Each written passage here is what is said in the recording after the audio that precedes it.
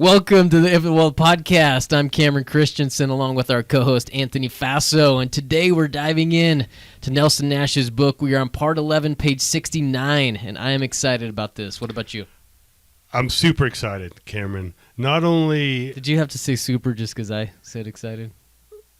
I'm extra excited, okay? For one...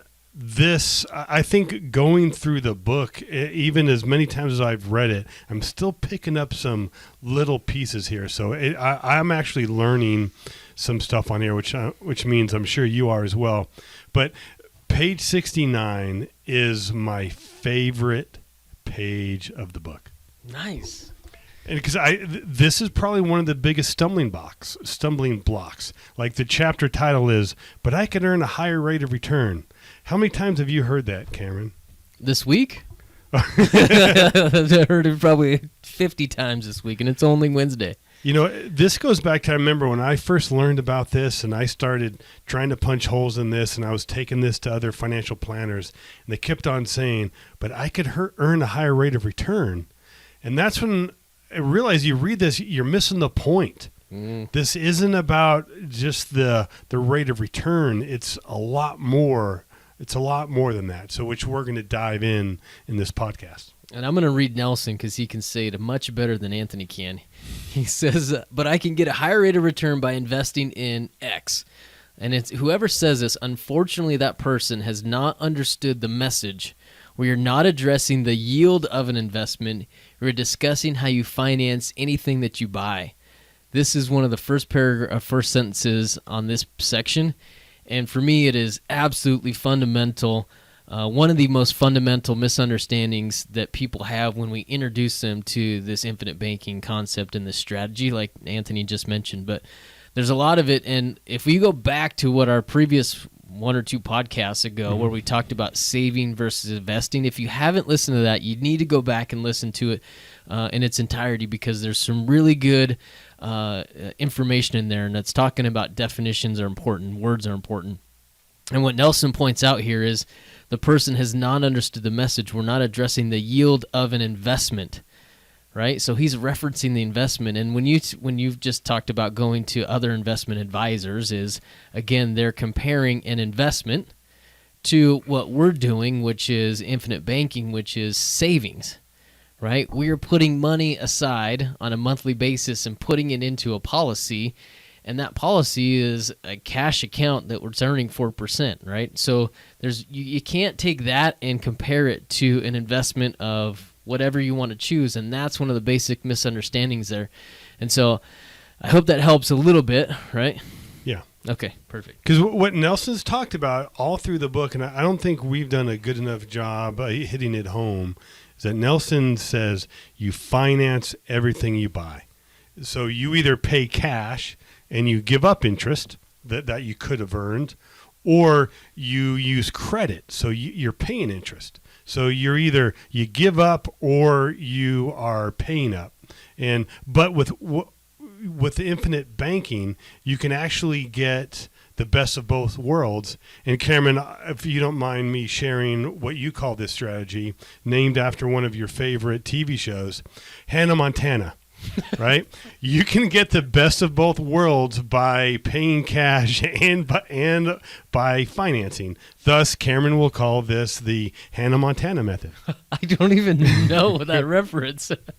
You don't? My Okay. kids are young. I don't know. Your kids, yeah. My kids are in their 20s, so Hannah Montana was a big deal back then. Okay, well, let's get back to some of this. This is actually productive information, right? So again, this first sentence, he comes in and he lays it out for us and says, listen, if the first thought that comes to mind is I can get a higher rate of return somewhere else, is again, you've missed the message that Nelson is trying to communicate to us. Is we want clients to go and make X investment into whatever they're currently doing. What we're doing by putting this in, putting the policy and the insurance policy in place, is we are supporting or increasing your returns in the investment that you are going to go make. And so for me, some of my best clients are real estate investors or somebody that's already currently investing money back into their business.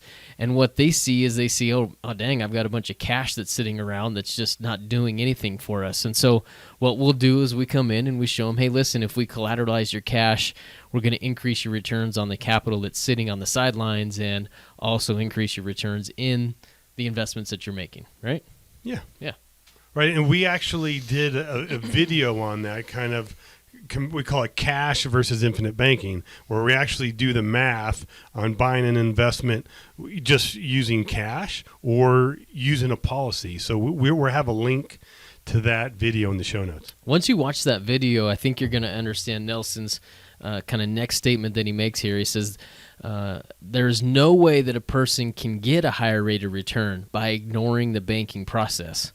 And so what you'll see in that video is we compare it to using cash. And like I mentioned before, is if you're using your policy as collateral for anything that you're doing, is your returns are only going to go up.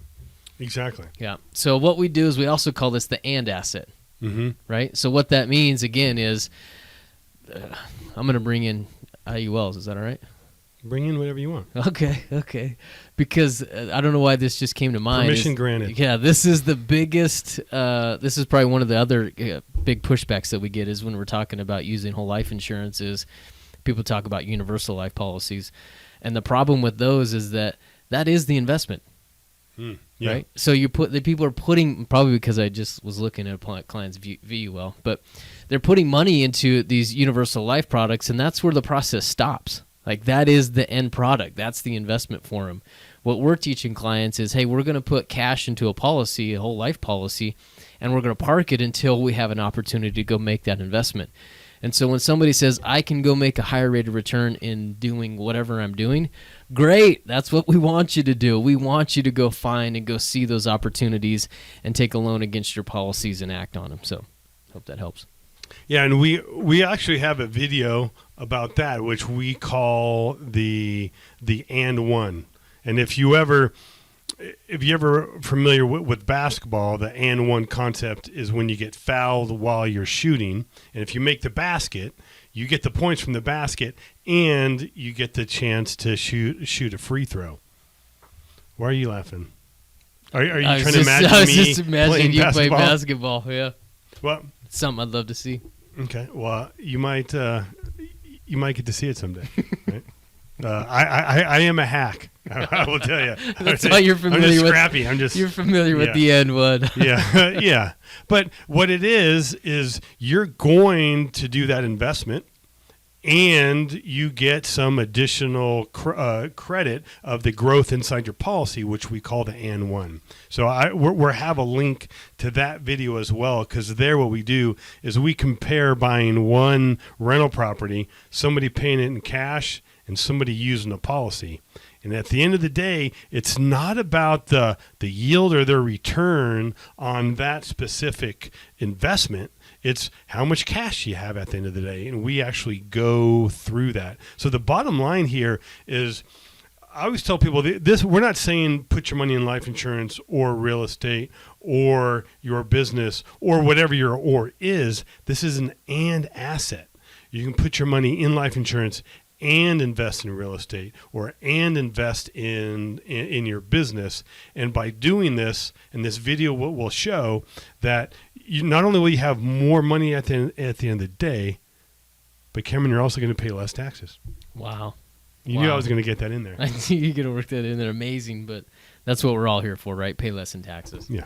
All right, now if we jump over to page 70, what Nelson's doing on this page is, if you look at the bottom, it's really just a summary of the equipment financing section, and we've already done that. We had a video that we put together, went through it pretty extensively. So if you guys haven't watched that, make sure you do. But essentially the summary that he's presenting here is, the more that you use this policy, the better it gets. And the reason that he has it here is because it supports his idea of, I can get a better rate of return doing something else. And that something else in this example that he proved previously was financing vehicles. And so, right, we've financed vehicles, but also I think we're bigger advocates of buying assets. And so you could easily put, that's what we've done in some of the videos that we've done, the and one and those things that we're telling you about is, hey, listen, this thing works, and we've got some videos to prove it. What Nelson's doing here is he's saying, listen, it works with cars, and here's the numbers to prove it. Perfect. And like we say that infinite banking it's more of a process over product, right? And the old analogy that we've commonly used, would you rather have Tiger Woods clubs, or would you rather have Tiger Woods swing? Right? The product are the clubs. Anybody can buy the same clubs Tiger can, but not anybody can use them. You need to learn the process of his swing, and that's what I love about that video on the equipment financing. The results were not because there was a great policy or the insurance company did great with the money. It's the individual did great with the use of it. And that's really what's going to provide your long-term results, not what happens in the policy, but it's that process. What do you do with the policy? I've got another analogy is, would you rather have Anthony's jump shot or anybody else's? I'd say anybody else's. I agree. But Cameron, where's the product in there? There is no product. I just wanted to make fun of you. Okay. All right. Nice try. Yeah.